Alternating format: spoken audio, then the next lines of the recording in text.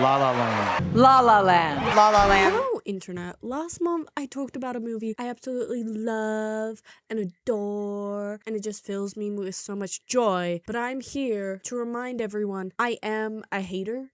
A hater of what, you might ask? Well, did you see the montage? Clearly, award shows. Duh. No, obviously, it's La La Land. Now, do I know why I hate La La Land? Not really, I forget. I just know I don't like La La Land. And everyone else seems to like La La Land. Like, everyone in the world took the blue pill, and now they all like La La Land. But I took the red one, so I'm woke and don't like La La Land because I'm no longer in the Matrix. Also, sidebar, I should not reference movies I clearly haven't watched before, but it's on my list, okay? End of sidebar. So I'm here to get down to business and rewatch La La Land and give you the plot of the story and see if after I watch the whole movie, if I come out of it frolicking with everyone being like, yes, I misunderstood La La Land. It was great. Or I'm gonna be like, yeah, no, that was trash and boring, like I think right now. And so that is our mission today. So the plot of La La Land, it opens with a big group number, everyone's singing about how great they are and how happy they are to be alive and how awesome it is living in Hollywood. Like, good for them. I personally am having a miserable week this week, and so it's pissing me off. Everyone's so happy and I'm pissed off.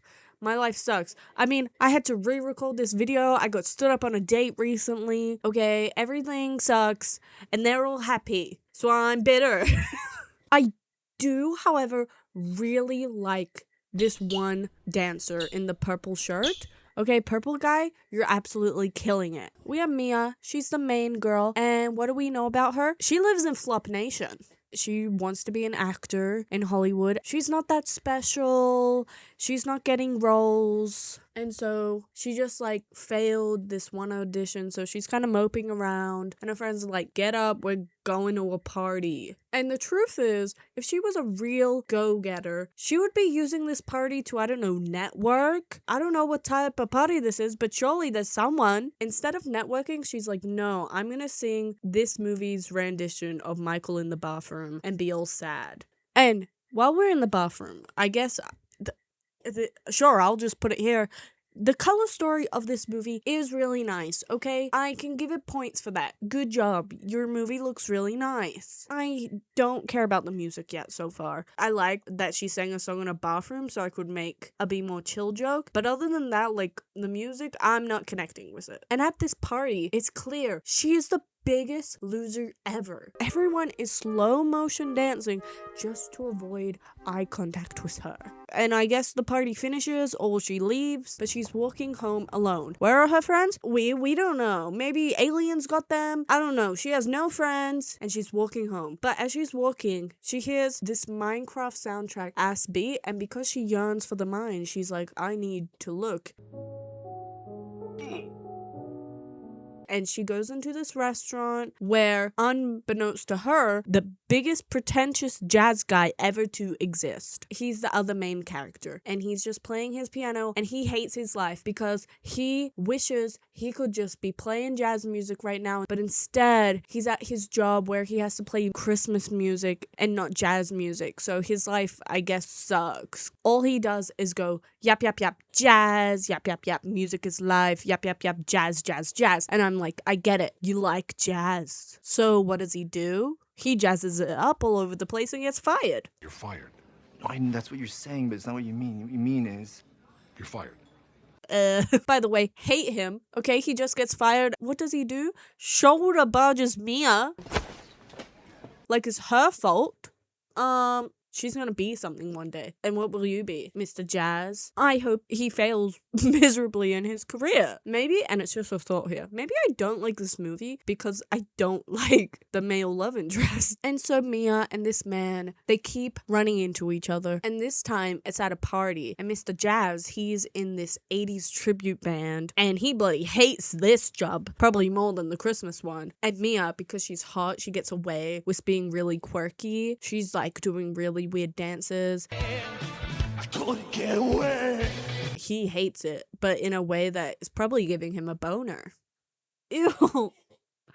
No, I hate how I worded that. He hates it, but probably deep down inside, he likes it. Why did I say it that way the first way? Anyways, he is so annoying once again because she was just doing a little banter with him, and he's just like, why did you make me play that song? Don't you know that song is evil? And I know it's banter that they're having, and I love banter, but I hate his banter. But requesting Iran from a serious musician is just, it's too far. My lord, did you just say a serious musician? Because I just want him to shut up. Mia's banter, I'm so charmed by it. I'm like, yes, she's so funny. Like, yes. But his, I'm like, I get it. Ugh. And just to go back to my previous statement, I really think that I've just subconsciously decided to hate this guy, and it is really tainting how I feel about this movie, but I can't help it. Quickly to the actual music of this movie, because it is a musical and I haven't really talked about the music. Why are there no belters? Okay, I love a belter in a musical, but none of the people belt, and it's sad. It's sad to me. I want to belt. It's all just very like soft singing, and so all the songs kind of sound the same to me. I'm not connecting to it yet, even though I really want to. So after the party, they are going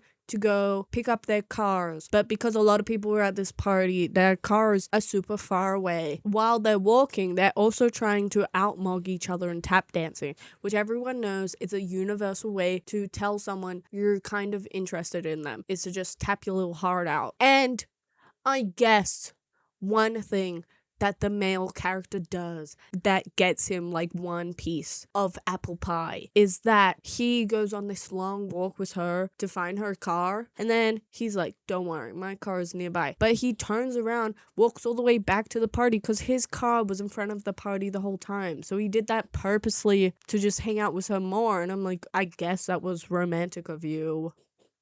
I guess. Man, I still don't know his bloody name. I think it was said like once, but I don't know it. So I'm just gonna keep calling him different words of the word man or jazz. So anyway, Barry B. Benson, he visits her at work, but she works in a film lot. So he purposely snuck into this film lot just to see her again. But this is where we get some big lore drops, especially that will affect Mr. Jazz. And it's that Mia, she doesn't like jazz. And that's really big because Jazz 3000 only knows jazz. I hate jazz.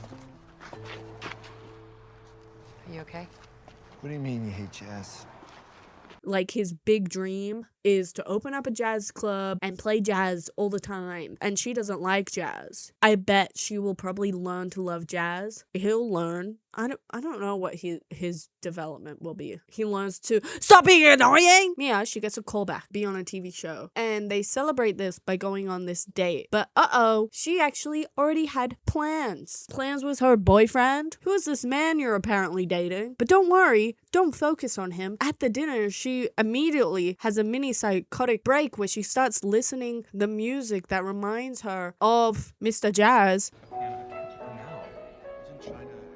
And she's like, no, I gotta go for the power of love. Just like races off to the cinema and just stands in front of the movie screen. I know they're just background actors. They don't want to pay them more to speak. But why is no one yelling at her? Or at least like throwing popcorn at her? If I went to a movie and there's just a woman standing in front of the screen, I would be annoyed. They watch the movie, but as they watch it, of course, the film, it burns up. But Mia and Man, well, I still want to continue hanging out with you. So they sneak into the Space Dome Telescope Auditorium. And this is where they both now are under psychosis because now they are both dancing in space, which, like, I get it, it's really romantic because it's really cute, but they are tripping. And so now they're in love. Good for them. Great. That's actually what I wanted. But whatever. This is a rom-com, so that means they're gonna get depressed soon. So it's fine.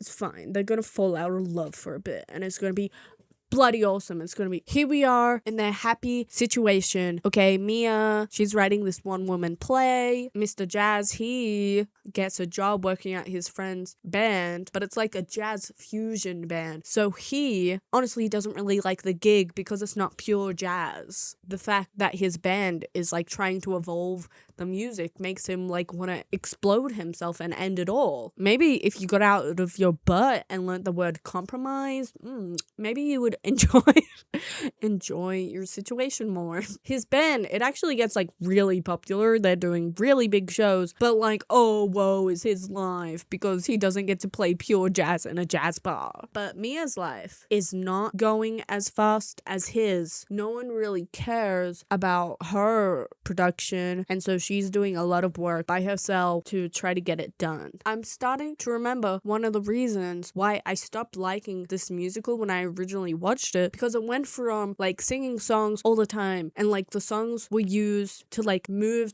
the story around, be the conversation instead of just like talking. But now all the songs are purely music based, like they're being performed in the scene instead of like performing the scene. Instead of, I don't know how to word this, the songs are now all like in universe instead of being the universe. Back to the happy couple.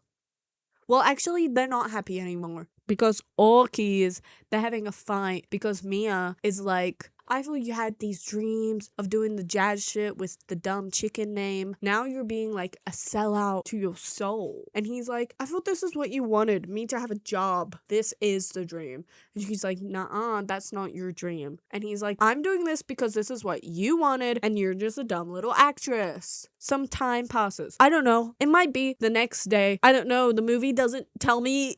So I don't know how long since after this fight time passes. The day of Mia's solo show, it's the opening day, and he has a reserved seat there, but he's not there because his band is doing a photo shoot, and so he's missing out the performance because he has to be a little monkey as a photographer gets all in his face being like, yeah, do this, and he hates this because he just wants to be the guy playing music and not the guy in the band. After the photo shoot, he like rushes to go and see some of her show, but like he's missed it. So that's just like the cherry on top for Mia's life, because like only 4 people went to a show and her boyfriend couldn't even show up. So she's like, actually, fuck this city. Actually, they don't want me. I don't want them. I'm getting out of here. And she eats zucchini all the way to her hometown. I guess she left her phone at his house. I don't really get how this scene works, but he gets called, blah, blah, blah, blah, blah. I'm interested in Mir doing an audition, blah, blah, blah. Is she available? Blah, blah, blah. And he's like, oh my gosh,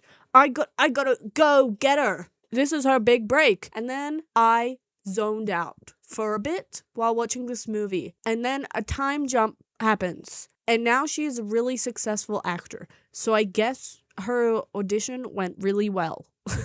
But now that we're 5 years ahead, Mia has some life updates. 1, big actor. She lives in a big house. She's now ordering coffee at the coffee place that she used to work, and the workers are like, oh my god. And that used to be her. She also has a baby. She has a baby, but it's not with Mr. Jazz. No, it's with this other guy, and all white guys look the same. I cannot tell if this is the same guy that she dated before. I can't tell. So if it isn't, just pretend with me it's a whole new man. And so they have a baby together and they're in love.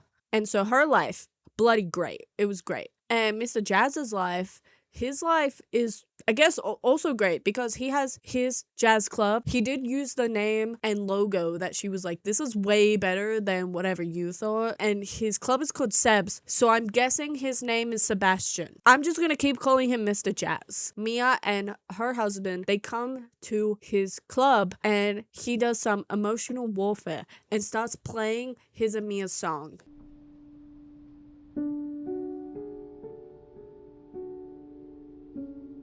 And then we get this big montage, pretty much the whole movie, but they're like even more in love. And we get pretty much the future that she has with her current husband, but it's with Mr. Jazz and it's even more full of love and happiness. But that's not reality of what happened. And after this big, fantastical love illusion, they come back to the present and she just leaves because I'm gonna assume he did something bad and lost her because it would be his fault. And that's how the movie ends. The characters have moved on with their lives. Well, maybe only Mia has moved on with her life. She got everything she wanted. He got everything he wanted, other than probably the girl. And that's how it ends. So here we are. The credits rolling. And everyone is wondering, does Dorheavy still hate this film? Yeah, it's still boring.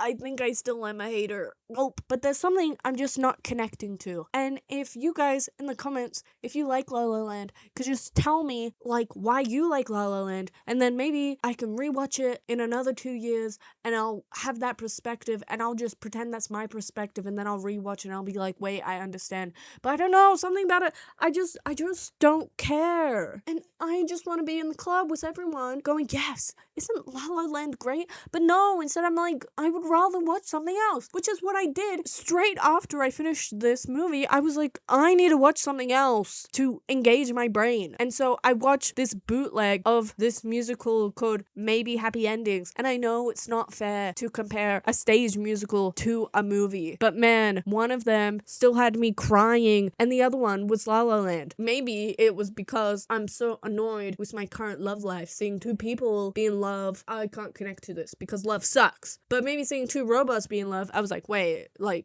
yeah, love is real. I just really hated Ryan's character.